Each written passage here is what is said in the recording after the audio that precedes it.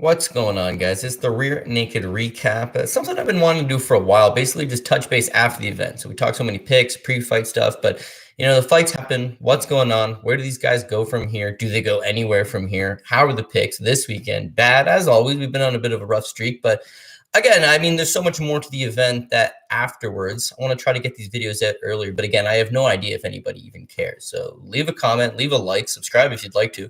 Shoot me a message on Twitter. And if you dig it, maybe we can keep running a few of these. So we'll start right at the bottom, start of the night. Christos Giagos taking on the returning Sean Soriano. This is a top ticket play for me, Christos Giagos, just because Soriano coming in on short notice. We've seen him fight in the UFC before. 0-3. Guys that generally fights at 145 pounds. And right from weigh-ins, man, Giagos looks big. He looks big. He looks thick. You probably assume that he's going to have that wrestling advantage. He's going to take this fight to the ground. Soriano's been submitted a pile of times. But in that first round, Giagos just fights terrible game plan. Like, he comes out here, he's looking to strike. Why would you want to strike with Sean Soriano, a guy that's not only accredited kickboxing champion, but one of the current striking coaches at Sanford MMA? And you see all the good things coming out of Sanford. The guy is coming on short notice. He's undersized. He cannot wrestle. That's your advantage, both with size, strength, and wrestling. But no, chooses to stand and strike with him. He is able to briefly ground him, but again, takes far too long, gives up that first round. Interesting to note, one of the judges did actually score the first round for Giagos, but he gets his leg chopped up. He's getting outstruck. Doesn't look particularly good. Bet's not looking good. This would be a great time to live bet Giagos going into the second, because he just decides, finally, I'm going to use his wrestling. Scramble right off the hop, gets this fight to the ground, locks in that Dariush choke. I know I talked about it on Dogger Pass. I know I talked about it with Manpreet on propping you up. Plus 550 by Giagos by his submission. And Giagos hadn't even submitted anybody in like 5 or 6 years. It's just Sean Soriano's got an issue with leaving his neck out there, and sure enough, he gets choked out. Technically speaking, Soriano's 0-4 in the UFC now, but he'll come back, right? He took the fight on short notice for them. It was his return fight, so technically just a one-fight losing streak for the promotion. That's not even really a streak, just lost his last fight for the promotion. The short notice nature of it, they'll bring him back. Giagos, meanwhile, he needs to piss or get off the pot. He's 31 years old. He's 4-1 in his last 5 fights for the UFC. But when you look at the list of guys that he's beating, it's very underwhelming. Again, you Sean Soriano, he's short notice, 145 or 0-4 with the promotion now. Carlton Minus, my God, last UFC veteran, shouldn't be in the promotion to begin with. Jakar Close, that's his loss, so solid guy enough. But Damir Hadzovic, Mizuta Harada, those guys that he's beaten, the 4 of his last 5 opponents, again, low level. And you can make an argument that none of them are going to be in the UFC or should be in the UFC in the near future. Harada's no longer there. Damir Hadzovic's clinging on. Carlton Mine is not going to be lasting very long. And Sean Soriano, if he loses his next fight or two, could easily be bounced as well. So for Giagos, 31, good little run going here, but he needs to take on a top 15 guy, at the bare minimum, top 20 guys next time out. And then we'll get a better gauge of, how far he can take it and how high the ceiling is. Moving on to the next fight. By the way, we squeaked that one out. It's a top ticket play, as I said, but we lose the first round. We're sweating a little bit. We win the second one. Okay, we're at least good into this main event. We'll get to Michael Chandler, but we'll talk about that in a minute. Tucker Lutz, Kevin Aguilar. Lutz is only 26, so it didn't look great in that easily wins the fight. In my opinion, 30-27. You can make an argument that Aguilar wins the third round. In fact, you know what? Fair enough. Let's give Aguilar the third round. He's swinging bombs. He's going after it, but he's doing that because he knows he loses the first 2. Lutz just beats him to the punch. He's a kid that looks fairly athletic. His wrestling's okay. What I didn't like is when he would get the takedowns, just didn't really do a whole lot with it. But his striking looked fairly sound. And again, I think the biggest pass that you're going to give a guy like this is that UFC debut. So you've got jitters and you've got all these things. This guy's a 6-fight UFC veteran, so he's got the experience. And he's only 26 years old. That's what I keep honing in on. Trains out of Maryland. I don't know if that's great for his situation, that he clearly looks good. His coaching staff's clearly doing some great things with him. But I just mean beyond that next level, that elite level, that you want to break into the top 15. But doesn't have to worry about that right now because he's still only 26. Keep adding to your skills. He wrestled in high school. You saw a glimpse of that wrestling in the fight. Cardio was an issue on Contender Series. Cardio appeared to potentially be an issue here as well. So something he needs to look at, shore up. But again, I go back to 26 years old. He's young. He's still got 4 or 5 more years before he enters his prime. He's going to have time. Good wins like this are going to help bring him there. And for Kevin Aguilar, it's been a tough run. Breaks into the UFC, winning his first 2 fights. And incredible victories at that. Win over Enrique Barzola as well. But it's just been a roller coaster ride since. 4-fight losing streak. When you get knocked out by Dan Ige, you get a pass. It's Dan Ige. When you get knocked out by Zubair Hutugov, who's not big on knockout victories, by the way, again, it's Hutugov. You're going to give him a pass. The last 2 fights were Charles Rosa, who's clinging for a job, and now this one against a debuting Tucker Lutz. I can't see the promotion keeping on to him. Again, they don't let a whole lot of guys that aren't the Carlos Condits of the world or a Diego. Diego's not even in the roster anymore, but you have to have like some serious history to get more than a 4-fight losing streak with the promotion. And Aguilar just doesn't have that. So he's fairly young enough that if fighting is his main thing, if this is something he wants to continue, he can go back to LFA, right? He's had a storied little career on the regional scene. He can go back, take some of those fights, be that UFC veteran that young kids want to fight. Potentially get himself into a Bellator situation, but we see his capabilities. We see his limitations. And this guy would be a Bellator curtain jerker at best. I just don't think that he's going to be able to take that next step in his career. Certainly not with the UFC. Probably gets released here. Cachoeira versus Gina Mazzany. Gina Mazzany should be cut, right? I'm the fool for putting her up there. A lot of people I know, same thing, foolish. You're going with the style clash, okay? And it's really tough as a handicapper. You do the research. You bank it all, and it's like Gina Mazzany is going to get these takedowns. They should come easy.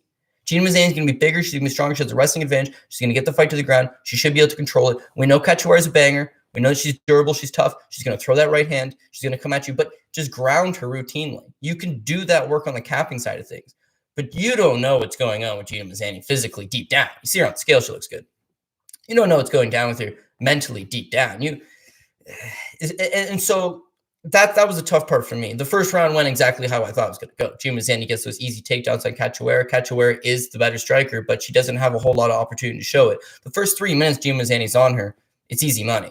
Cachoeira does get up, and I remember I'm thinking, geez, there's a minute 15 left on this. She's probably just going to bum rush her because she knows she's lost the round. But Mazzany completes another takedown, gets it, ends the round on top control. We're looking good at this point. Going to that second round, the body language from Mazzany on the stool is awful between rounds, right? And Tim Elliott's like, she goes to look down and he like puts her head up and he's like, we talked about this.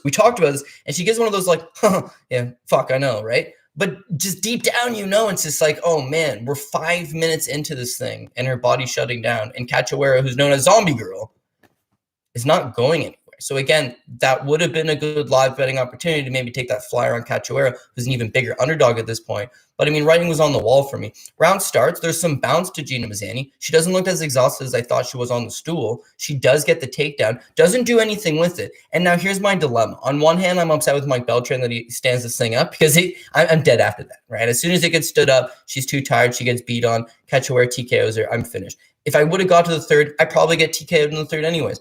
But at least let me get to the third. But on the other side of things, Gina Mazzany did to herself. You've got Tim Elliott calling for her.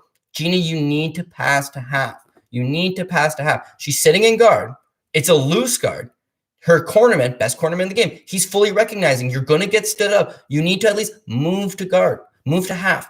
If you move to half, then at least the referee's going to see, okay, you move position. You can land some short elbows. It's just visually more appealing. He's asking you to work 2-3 times now. If you at least pass, you're obliging, but she just sits there. And you can see he's telling the referee's assuring, you got to work, and she just sits there. Maybe that's the body shutting down. She's a fairly big girl. We rave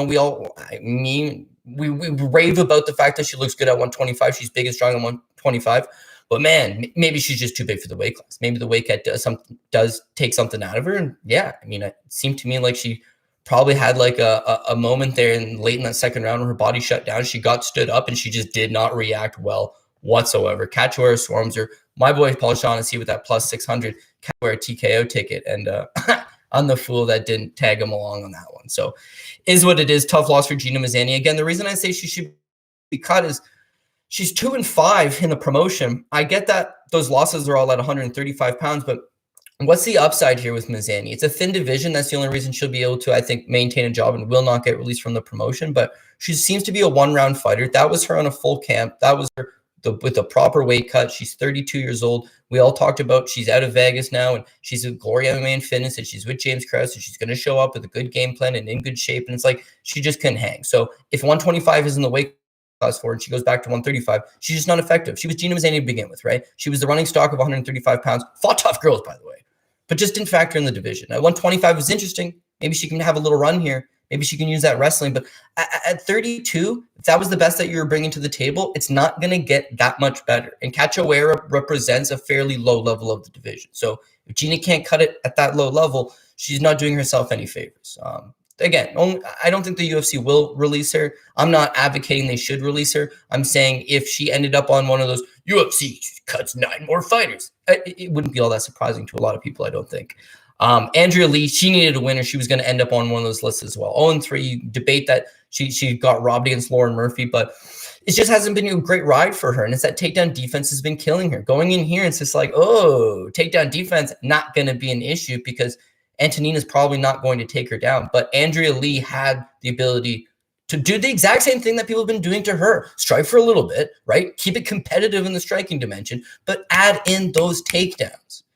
Now, again, this one wasn't great for me. I had the underdog pick in Lee, but I also chased this Lee by decision prop. She's a decision fighter. Shevchenko's pretty durable. She trains with the greatest of all fighters on a day-to-day basis in Valentina. I went for that decision prop. First round, I'm feeling really good about it. Andrea Lee gets this fight to the ground, which is where I wanted her to take it, which is where she had the advantage. Second round, it's like that triangle was in at like the 4-minute mark. So it's like 3 minutes and 45 seconds of just the biggest sweat. And honest to God, I stand up. There's like 15 seconds on the clock. I stand up and I'm like, we're good. We're good. We're good because she's just survived this thing for 4 minutes. We're like 3 minutes and 50 seconds. And she's got 9 more seconds to go. Like, okay, what positional change can occur that you have not faced? And it's like, oh, man. Submitted. Tough gig. Because if it's in the third round, it probably is the same thing. Lee takes her down, doesn't get that position, and just grinds one out. So, am I happy with the plus money underdog win? Sure. But on the other end, again, just the theme of not a great night was I chased the decision prop on that one as well, and not great. But good performance for Lee Shevchenko. She's not in danger of getting cut because she's got her sister and she's got the famous last name. But they can't match her up against grapplers, man. I mean, Lee was the one getting exposed in the grappling department, and she put a clinic on her, right? We've seen time again, Roxanne Modafferi, Caitlin Chookagian, good grapplers, don't get me wrong, but where does she go from here? Her sister's clearly one of the best. She's clearly not. You can't match her up that way. She can have some fun fights, but it's got to be striking battles. It is what it is. Jordan Wright, another guy probably a danger of getting submitted or getting cut from the roster. Got knocked down in Contender Series, but he gets a pass, comes into the UFC, gets knocked down in the UFC, debut bad. And I know Manpreet and I spoke about this week, or Locke and I spoke about it this week, is that there's a lot of guys that come into the UFC, get absolutely demolished in their first fight, and immediately the narrative just switches to, this guy's no good. This guy's no good. It's like maybe he's chinny. And I do believe Jordan Wright is chinny, but it's all about opponent in front of him. And it's no disrespect to Jamie Pickett. It's that Pickett doesn't really have great volume, doesn't really have great power punching, I guess I should say. So he wasn't necessarily going to be that guy that exposes Jordan Wright and Jordan Wright's ability to take a punch. He just, the one thing that caught me off guard is that Pickett to that point had never been knocked out, right? He's got 4 or 5 losses on pro career, had never been knocked out. Dude went 3-round distance with Pualani Soriano from the Contender Series. Tough dude, right? Big hands, out of Vegas, goes 15 hard with him. Comes to the UFC, fights Tefon and Jaquie, who, yeah, we know is slow and we know is a little plodding, but we all know is very dangerous and has a whole lot of power. Goes a hard 15 with him, even gets dropped at one point, recovers, comes back. Chin to me wasn't an issue. Jordan Wright is a bum rusher. Jordan Wright's pretty much won all of his pro fights by bum rushing guys and knocking them out within the first round. I know the Gabriel Checo fight's a second rounder, but for the most part, we know how this guy operates. I didn't think that bum rush tactic was going to knock out Jamie Pickett right off the bat. And it may not have. But Pickett shoots that takedown, gets him up against the cage, and then it's a series of Travis Brown-style elbows, and he just never recovered from that. And 2 things for Jordan Wright. 1, kudos to him, man. As soon as he smelled blood in the water, it was like he was back on the California bum-ass regional scene fighting cans. Like he swarmed him like he had no respect for Pickett, and it proved to be the right move. But also when you rewatch the sequence of Pickett's hurt and stumbling around there, the way he runs in borderline reckless with his hands down, he's not going to get away with that at the higher level. So again, is he chinny? Perhaps. Was Pickett the guy to expose that? No, I was on right. One of the few I got right. But he's not going to get away with that at that next level. So he's fairly young-ish. Guy's actually very mobile. He's pretty athletic. 6'2", 77-inch reach, big body for the division. There figures to be some upside. There figures to be a UFC career in there. But once they start giving him these guys who are a little more polished, a little more refined, who've got some tighter striking, are going to stand their ground against him. And I can't say more durable. Pickett was durable, so clearly Wright can crack. You can't discredit going into a fight with a guy that's almost a 20-fight veteran, who's fought in good guys like Soriano, fought good guys like Jaquie, lived to tell the tale, and you knock this guy out in that fashion. You can't take it away from that guy. Guy's got mad power. But he's going to be one of these 50-50 fighters where it's like he either touches you and crumples you over, or you beat him with a punch and you crumple him over. Action fighter, super entertaining, But the Beverly Hills Ninja is going to have to shore up some of those defensive lapses in his game if he wants to go beyond this. Lando Vannata shored up a ton of lapses in his game. Ultra impressive Lando Vannata. I'm a guy that's typically on the other side of Vannata. I wouldn't consider myself a hater, but like come off as a hater. He's got so much that goes on in his head mentally. He's just got that flim-flam striking. He's very quirky. He's very unorthodox. But outside of that big debut against Tony Ferguson, the rest and the wheel kick against John McDessie, my God, KO of the Year candidate. Outside of those first two fights in the UFC, yeah, it's just been like mixed bag results for Groovy Lando. Either he comes out, gets away with that quirkiness, doesn't seem to have a ton of stopping ability, doesn't seem to have a ton of offensive wrestling, doesn't seem to have tons of submission game. But, he's fun, he's in there, he gets rounds. But losing to guys like Bobby Green, losing to these close competitive fights, Lando just seems to be almost mentally checked out. Now, coming into this fight, he says, I'm dropping down to 145 pounds. And that's interesting to me. You've had a full career at 155. You're getting a little bit older. He's not training at Jackson Winklejohn. He's training at like the offshoot, like Acoma, Jackson Winklejohn Acoma, with like a different set of guys. Dropping down to 145 the first time. Interesting, but seems almost strange timing. My God, he looked good. He looked good. Like 45 was always supposed to be the weight class for him. And he seemed like one of those guys, like a Gunnar Nelson, who just competes up a weight class, could get away with fighting down a weight class for sure. But I mean, my God, he looked solid. The takedown defense was on another level because Grundy brought it. And I was impressed with Grundy. As much as he was on the losing side of things, as much as he didn't look all that competitive in there, despite one judge giving him a 30-27, I didn't think he was all that competitive versus Lando. It's that he fought an excellent game plan. He fought to the best of his abilities, and Lando was just far too much. None of those takedowns were close. And what I mean by that was, yeah, Lando might have hit the mat, but like there was no ground control for more than 2 or 3 seconds. He would pop up and he was gone. The takedown defense was very solid. His speed, solid. His cardio, solid. His strength, solid. The striking was still quirky. It was still unorthodox, but it's hard to get a beat on it. And a lot of his last recent fights, guys have been figuring it out. After the first round, they'll figure it out. But Grundy's not a striker. Grundy's a wrestler. Grundy wrestled at the Commonwealth. He was 28, 29 years old. That's all before he even started fighting professional MMA.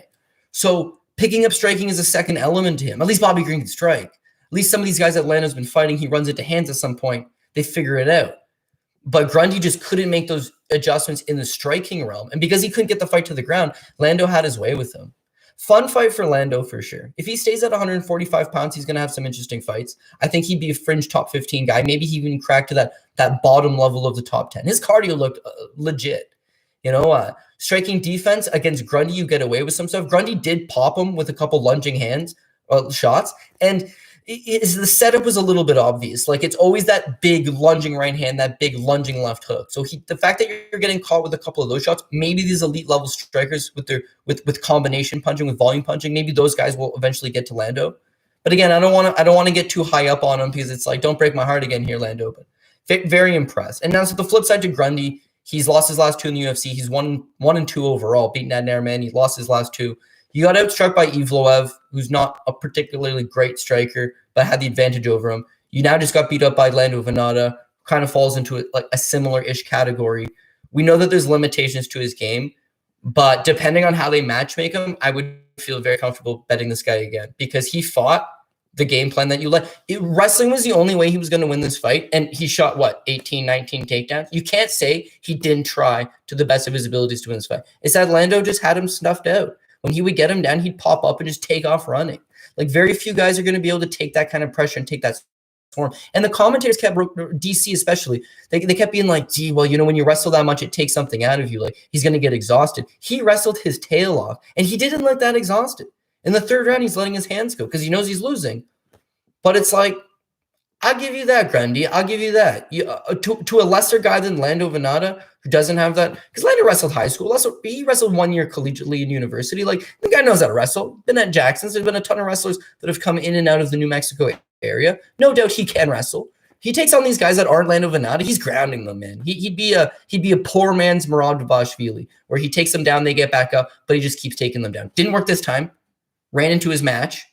Didn't run against a Movsar Evloev, a top contender, but it's going to work against some of these lower level guys. The UFC gives them those lower level guys to be interesting enough. Cachoeira Souza, he's got to make the cut list now, man. He's 0-4. it is tough to watch these legends of the game like Jacare and Chris Weidman go out in that manner. I mean, Weidman breaking his leg, a lot of people online talking about it's a career-ending injury, and Weidman goes out there and says, I'll be back from this, going to be a year, I'm going to recover, I don't want to go out like this, I want to fight on. And that's the mentality of a fighter. You want to see them go on a high note, get that victory, but they're just going to keep going. And with Jacare Souza, 4-fight losing streak, it's the level of opposition, right? It's how things are, the decline, so to speak. I mean, for a long time, for the last 10 years, this guy's been widely regarded as a top 3 middleweight in the entire world. He's always been in the conversations. It's always been him and Chris Weidman, another guy, Yoel Romero, another guy, Luke Rockhold, another guy. And just that era is now at the tail end of their run. And that's fine, but you still got to go out there and be competitive. Yoel just pulled out of his Bellator fight, but he's in the tournament. He's going to fight Anthony Johnson. It's a meaningful fight. Chris Weidman, he just fought Uriah Hall. I know meaningful fights beyond this, who knows? But he was still operating at an elite level. Luke Rockhold, apparently he's making a comeback fight. With Jacare, you lose a couple, okay, no problem. Then the Kevin Holland fight, this is yours to win, right? Kevin Holland's young. He doesn't have any takedown defense. He's a black belt. You're a much better black belt. You should be able to take him down and just have your way with him. He's been fatiguing a lot, but he just went 5 rounds with Jan Blachowicz in a fight up a weight class at 205. It's no problem. The Kevin Holland fight was telling. It was telling in that Kevin Holland knocks him out, but beyond that is that Kevin Holland, his ground game actually looked really good against Jacare.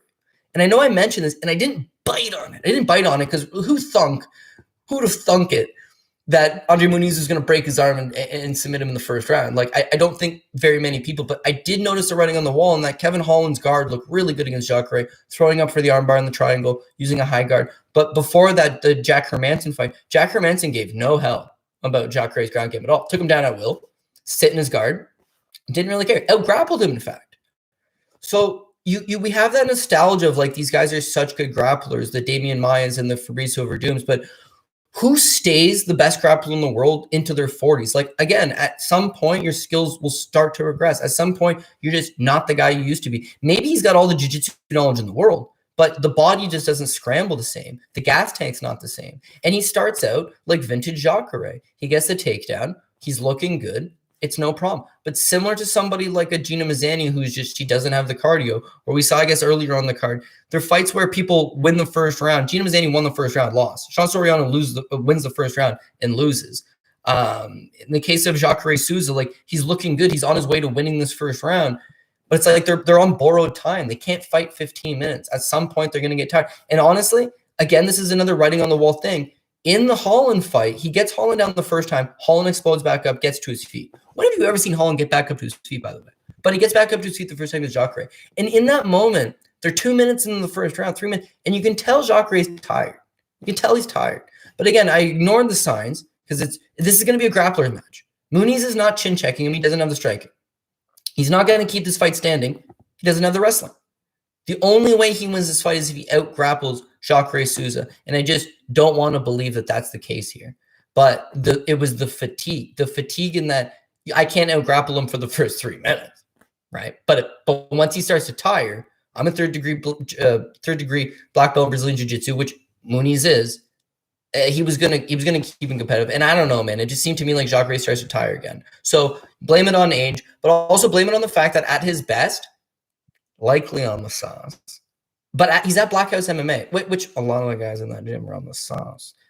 But beyond all of that, is that he's with world-class training partners. He's in there day in and day out with, up-and-coming guys like Alan Chauvin, but also the Anderson Silvas in the world. They've got high-end grappling coaches coming in, high-end wrestling coaches coming in. He spends a little time with Rafael Cordeiro, Kings MMA. He's refining his game. But at some point, it's like, you know what? I got a family. I'm late 30s. It's expensive to live in California, especially Southern California. My God, expensive. We got to get out of here. I'm going to go to Florida. So he goes to Florida. Wow, great place to be. You've got ATT, be a great fit for Jacare Souza. You got Sanford MMA, which at the time I guess would have been either the Black Zillions or Hard Knocks 365, whatever. They always change the name.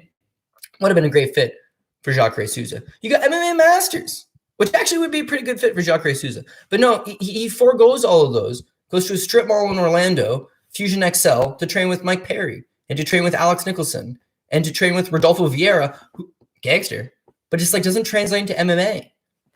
And so Cachoeira kind of did it to himself. He took himself out of an elite level position, put himself into a comfortable position, and in doing so, didn't care as much. And so, can he beat Andre Muniz if he was back in the day and he was committed and he was motivated? Yeah, I think no doubt about it. But beyond age, it's just like he's not taking it seriously enough to compete at this level. And the UFC pays him a lot of money. So I want all these guys to get paid even more money. And I want all these guys to be financially safe. But I'm just looking at this on a logistical standpoint. The UFC probably releases this man. And then you factor in the fact that he just broke his arm. He's off for a year. He's 41. What does he come back? He can start training at 42. He's not taking training seriously anyways. Is he going to take it now? Now that he's got a plate in his arm and he's 42 years old, is he going to take it more seriously? No, like the days are gone. Sucks to see, man. Cachoeira, legend of the game, veteran of the Dream promotion back in Japan. Those fights with Mayhem Miller, those fights with Gegard Mousasi, the Strike Force run, being a top guy for a decade, like no easy feat, man. But that was a tough go. That was a tough break. Because I'll leave it at that. Because that arm, they kept saying the pop, like I didn't notice it. It was just like right away, Muniz just let it go. Pretty badass on Muniz. And let's talk about him just real quick and we'll move on. Great fucking performance, man. This guy's exciting. This guy's got a nasty jiu-jitsu game, but we know he can't strike. And we know he can't stop the takedowns. But it's like he's still going to get away with just having a really good ground game, depending on how they match him up. The problem with beating Cachoeira Souza is you don't beat Cachoeira Souza and then go back to fighting no-name contenders. Is now you've just picked up an elite level name victory, even though the victory itself is not as elite level as it was in years past. But it looks so good, you don't go backwards, you go forwards. And so now Muniz is probably going to take on somebody half legitimate. And again, if he can't take this fight to the ground, he likes to pull guard. He doesn't really have the offensive wrestling to get to the ground. You can see, this is going to sound crazy, but just like you can see a guy like Alonzo Menefield being competitive with him on the basis of two strong brick shithouse enough to just peel to the ground. He actually has decent takedown defense. Muniz doesn't take him to the ground. Muniz not really going to strike with Alonzo Menefield. Menefield doesn't have a great gas tank, don't get me wrong. So Muniz probably takes him down eventually at some point later in the fight, submits him. But again, if Menefield shows up in shape and wins the first 2 rounds, a guy like that's just strong and can sprawl and brawl is going to be able to defeat this guy. At least with Cachoeira, he had the ground game, but he also had the body kick. He also had the nasty right hand. He also had, a tricky little striking game to go on with some very solid wrestling fundamentals. He was all around. He's at the end of his career. He's done. But he had the skills. Muniz seems to be very one-dimensional with his skill set. And so if you see him as a 3-1 favorite in his next time out, as a 2-1 favorite in his next time out, be a little bit weary on that. But I think he's got a promising future. And submitting a guy like Cachoeira Souza in that manner, breaking his arm, putting a legend to bed, impressive shit. So good for him. And it definitely moves forward in his career. Edson Barboza versus Shane Burgos. Shane Burgos is an action fighter that will probably end his career in a bad physical shape because he just puts it on the line, man. Absolutely. Hands down at all times, likes to pressure, likes to come forward. It was almost like a test of bravado, that fight. Edson Barboza, whatever Barboza hit him with, he would just come back. They just went tit for tat in that fight. It was very close. Obviously, we don't have the live judges scoring as the fight's going on, but I think you make a pretty solid argument that it's, I seen afterwards, 2 guys had it 2-0 Barboza. 1 guy had it Shane Burgos. I had it 1-1. I thought this 3rd round, it's coming down to it. It's for everything to win in this 3rd round. And Burgos has a tendency of getting knocked out in these 3rd rounds. Because again, man, when you fight with that kind of style, when you're coming forward, when you're mixing it up with some of the best guys in the world, it's not always going to go your way. And credit to Edson Barboza. This guy's always been a bridesmaid, never been a bride. He's fought literally sports best guys at 155 pounds. He's now making a name for himself at 145 pounds, still taking on all the best guys. But, last fighting against Makwan Amirkhani, like they're not giving him the best of the best anymore. He's starting to become a bit of a stepping stone. Like he needed one of those performances like the Dan Hooker fight where you erase the memory of the bad losses and you just put on a spectacular ass kicking. And one thing with Barboza is he's super professional and that he always shows up in tremendous shape. For a guy that's taken as much damage as he has, his speed doesn't seem to have left him. And just like his diversity and his ability to mix it up from the legs to the body to the head to just, keep mixing in the combinations. It was a good performance all around. Getting a knockout victory over Burgos, solid. Burgos doesn't have a great chin, I guess, is going to be the takeaway for Burgos is he can move on beyond this. But again, he's taking a lot of damage. You go back to the Cub Swanson fight where it's tit for tat. He gets banged up in that fight. You go back to, him getting knocked out by Calvin Kattar in the third round. The way that he gets knocked down that fight, it's nasty. But Kurt Holloway drops him with the stiff jab. His last time against Josh Emmett, he gets floored bad twice and is on wobbly legs for the majority of the fight. And now this fight, getting knocked down in the third round like that, he's still young, but it catches up with you, man. And so being an action fighter it's dope. It's badass. The UFC's got a roster spot for you. They're not going to allow you to go to a Bellator. But you got to watch out. And what's his prospect beyond this into the top 15, the top 10? Like, I couldn't tell you. I don't think personally he's going to factor in beyond that top 12 or 13, like be a fringe contender. But who am I to say? He's fighting guys like Edson Barboza on the daily. He's fighting some of the best guys in the sport. Even Josh Emmett. He's one of the hardest hitting guys out there. And Emmett couldn't put him away, knocked him down twice, but couldn't put him away. Like maybe I'm being too harsh on Burgos. I don't think he looked bad in this fight. In fact, I thought he looked really good. I just think it's just more damage. And the next fight will be more damage. And the next fight will be more damage. And if his chin's already not great to begin with, it just becomes more suspect. And so again, moving forward, the next time we bet Shane Burgos, if we bet Shane Burgos moving forward, is that even against a lesser opponent, even against a guy that can just crack, an Abu, not Abu Azatar, but an Otman Azatar, even a guy just like that's just got heavy hands for maybe a round and a half. Like those guys might be able to just stiffen him up before he can get going, find that rhythm. So buyers beware on Shane Burgos moving forward. Caitlin Chookagian versus Viviane Araujo. We knew it was going to the decision. We knew it was going to be competitive.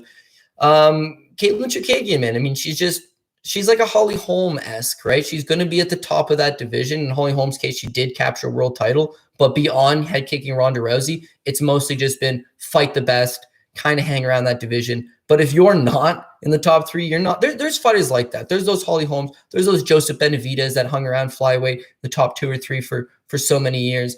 There's always going to be those guys in the division. Don't quite get there, but if you're not an elite level opponent, they're going to take advantage. And Caitlin Chookagian, again, she's very well-rounded. The striking, we know that her ability to move in and out of the pocket. She covers distance extremely well. She's fairly versatile, mixes it up with the kicks as well. But it's just like output, and it's just her ability to sway the judges. She just outworks her opponent. And with Viviane Araujo, she never had great work rate to begin with. She's super strong. She's super physical. But after the first round, her game starts to fall apart a little bit. Is what Caitlin Chookagian brings to the table with the wrestling. And they're now, increasing her level of jiu-jitsu a lot. Being able to mix in those different skills, it just keeps the opponent guessing. It makes you more well-rounded. She's also accrued an absolute wealth of experience at this weight class in this division in the world's biggest promotion. So you see that she's starting to get comfortable in there as well. Solid victory for her. For anybody who cashed the Caitlin Chookagian decision prop, looks good. For Viviane Araujo, she's 34 years old. So whereas we think of her as a prospect, she's not.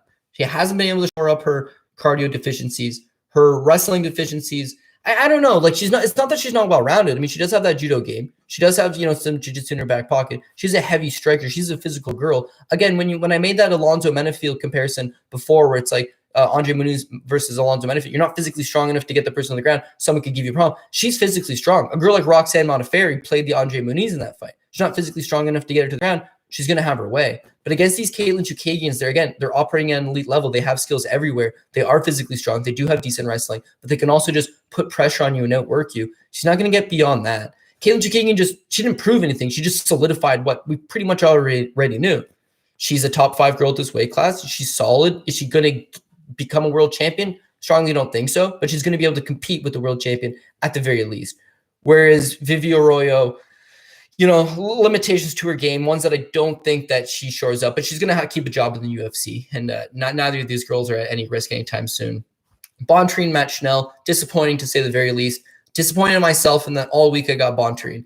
This is one of the reasons why watching the weigh-ins sometimes good, because somebody collapses and you're really happy you didn't have any money on them, but sometimes bad in that Bontrine looked terrible on the scales, man. First of all, he misses weight his first time around. He looked fat. He looked out of shape. Usually competes at what am I saying? Fat. You know what I mean? This guy's a high-level athlete. Just by his own standards, he's normally a jacked flyweight. Now he's taking the fight on a week's notice, up a weight class at 135 pounds, and he still struggled to make weight up a weight class.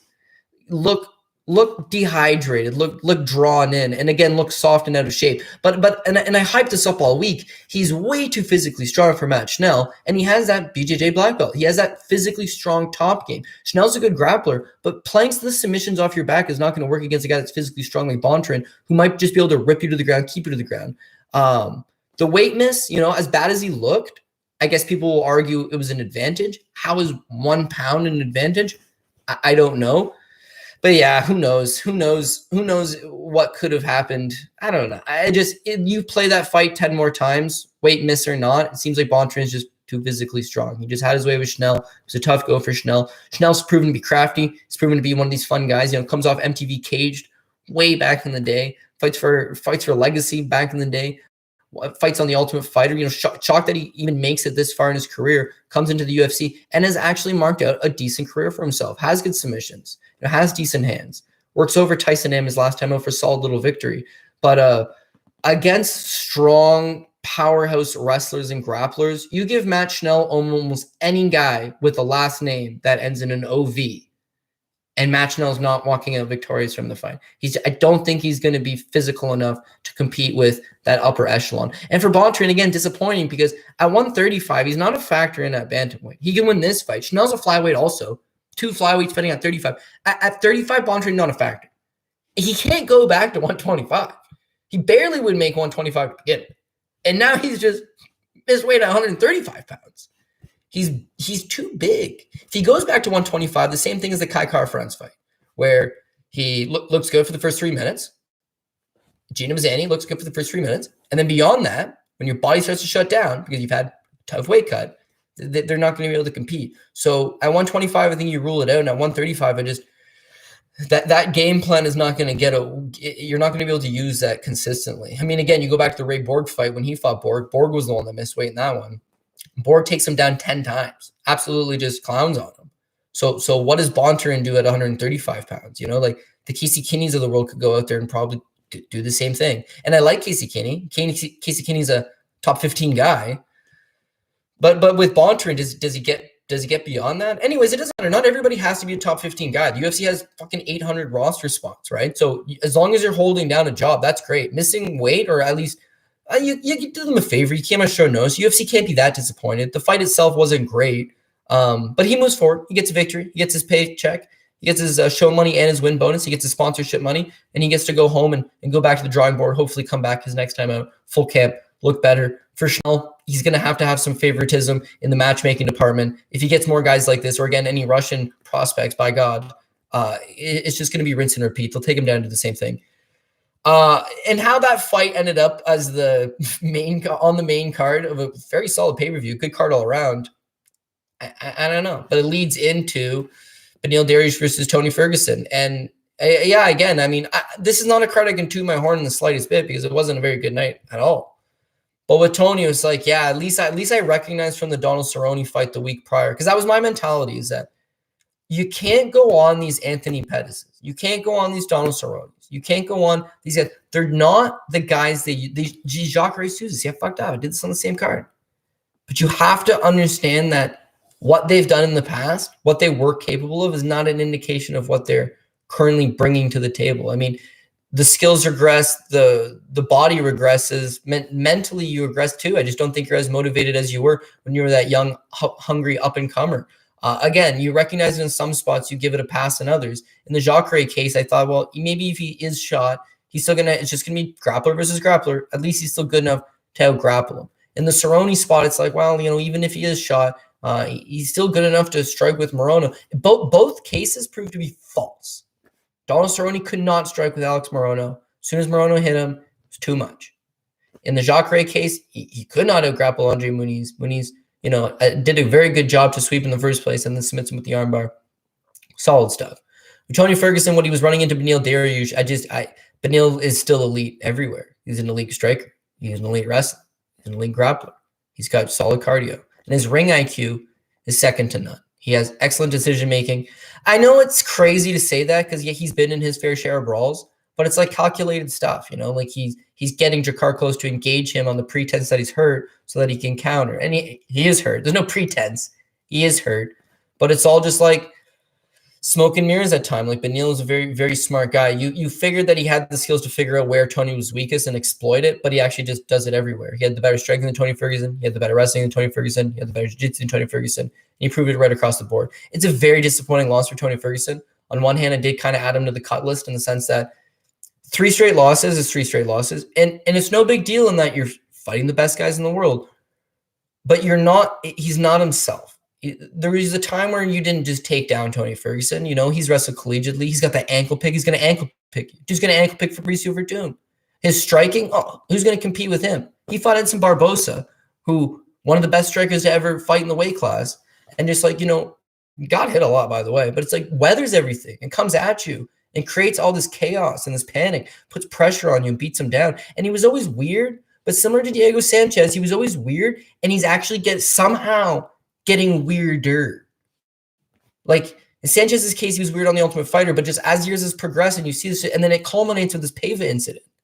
With Tony Ferguson, I mean, again, when he was on The Ultimate Fighter, he gets drunk on the show and he's telling a guy, where's your kid? Where's your kid? The guy loses his kid in a custody battle and he's egging him on, where's your kid? Like low-class piece of shit right from the get-go. But he goes on a great run, man. He's like 15-1 in the UFC at one point. One loss to Michael Johnson, 12-fight winning streak. You put aside the fact that he's getting into these altercations at the media day. You put aside the fact that he's walking around with a baseball or got his sunglasses on or saying weird stuff. Like you put aside all that stuff, but like he probably has CTE or early onset CTE at the very least, and it's just more damage. Dana doesn't want to fully say that the Justin Gaethje fight took anything out of him. And I'm not even going to sit here and make the argument that the Justin Gaethje fight took anything out of him because prior to that, he's having issues. Prior to that, his wife is saying, I don't feel comfortable around this guy taking the kid. Prior to that, he needs to go see a psychiatrist and get medication because he's kidnapped a child and run across a freeway, jumped over a fence, claims the CIA's got his house bugged. This is all prior to him getting beat up by Justin Gaethje. So to lose to Gaethje in that manner is huge, but it was the Charles Oliveira fight. Now, Charles Oliveira is currently the UFC lightweight champion. So again, you give him another pass. Well, dude, you just lost to Gaethje, no big deal. You lost to Charles Oliveira, no big deal. You just lost to Beneil Dariush. Again, this is no big deal. Give Tony Ferguson one of these top 10 guys, he probably smashes them. But at some point, we need to start acknowledging them. Like, is it good for Tony Ferguson? He's 37 years old. He makes the kind of money that they're not going to just give him nobodies. They're not going to give him non-ranked contenders.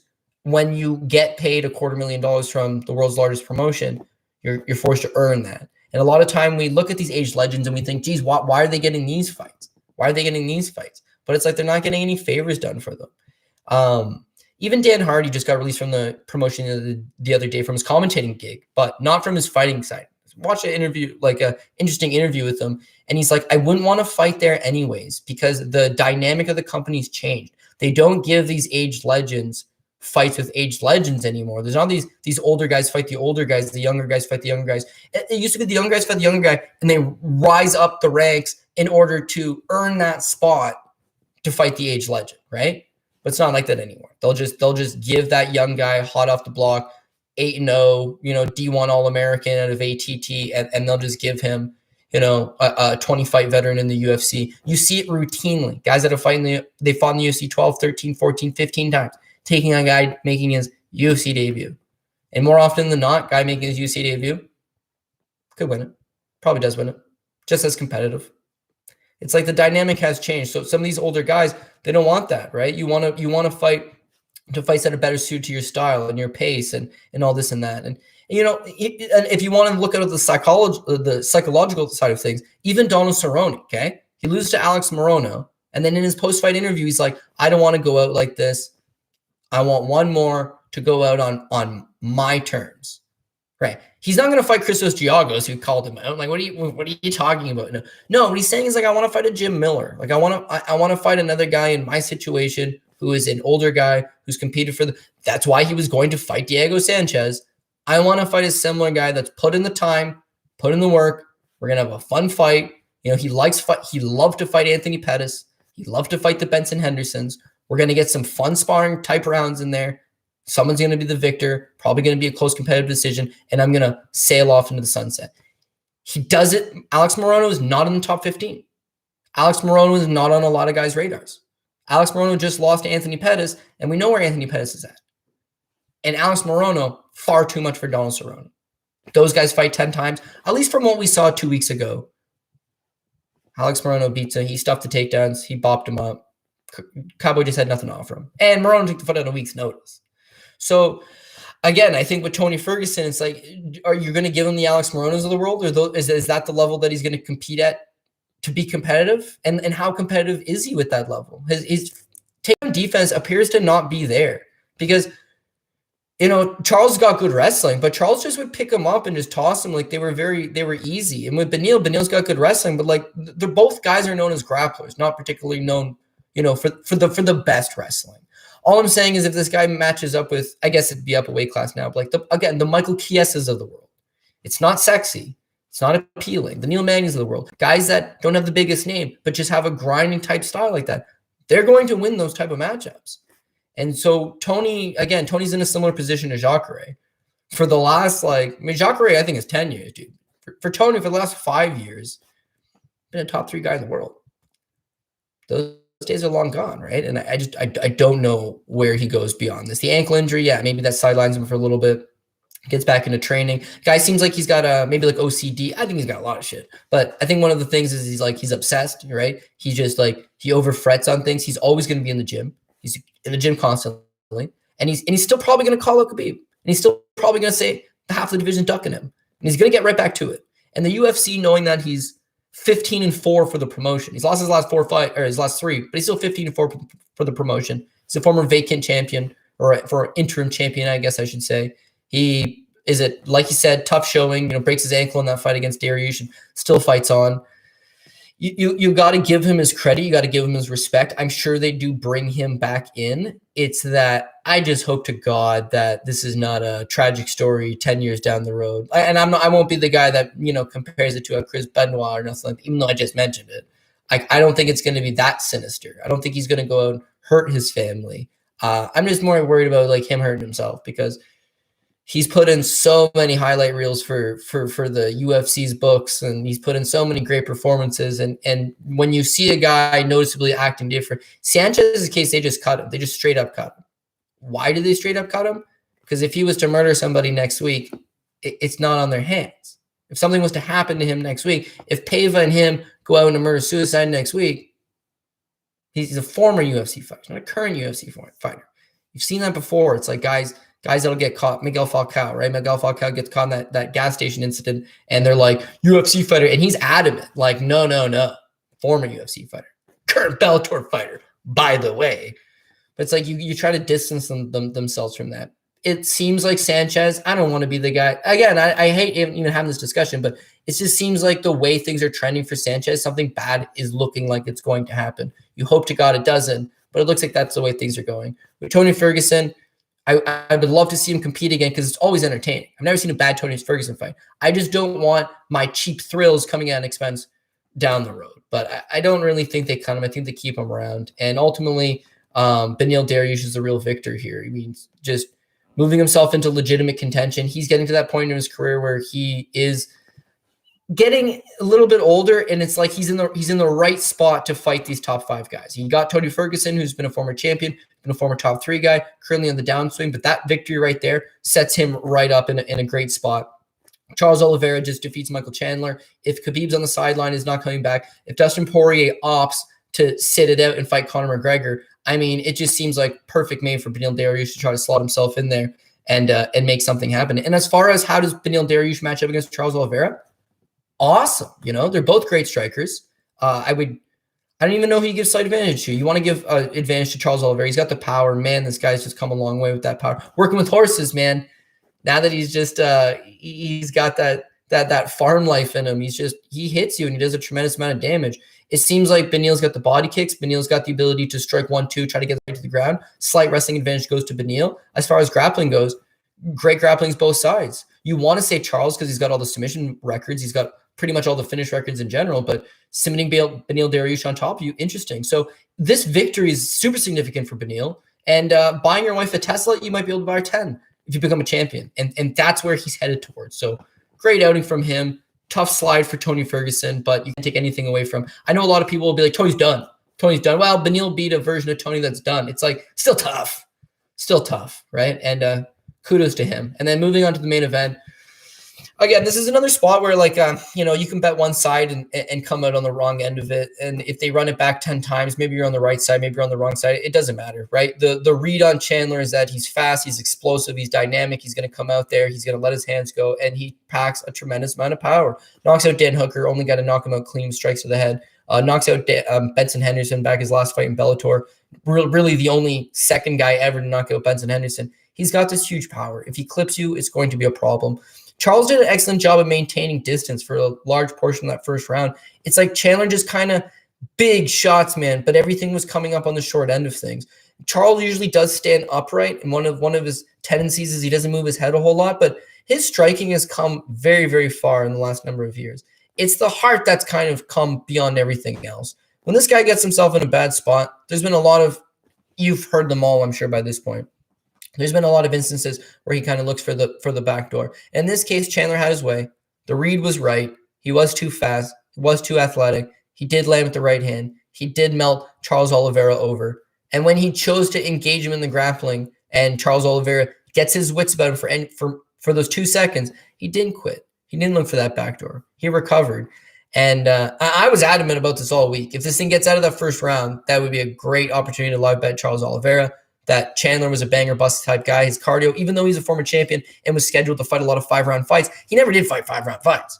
And if he did, he got really tired. But it was all these like first or second round knockouts. And Chucky Olives, man, he's just so dangerous that he did the same thing in the Kevin Lee fight. You let him hang around a little too long, he's going to find a path to victory. And in this case, the knockout was huge. But the hands look so good, man. The putting the combinations together, the left hook at the end, just swarming on him. Excellent performance. The difficult spot, I guess, if you're Charles Oliveira, and not that he cares, he's getting paid. It's what's all about. Is that the legacy is just not quite there right now, and that Khabib's the best 155-pounder on the planet, been for a long time. To a lot of people, that's the champion. If you've ever seen Rocky IV, Tommy Gunn versus Rocky Balboa, Tommy Gunn getting no respect. The media doesn't respect him because why? He's a paper champion.